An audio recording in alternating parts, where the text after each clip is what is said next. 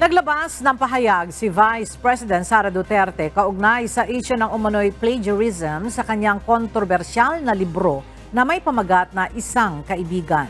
Sa opisyal na pahayag na inilabas ng Office of the Vice President, iginiit ni VP Sara na napakadaling sumulat ng maikling kwento at hindi na kailangang mangopya pa.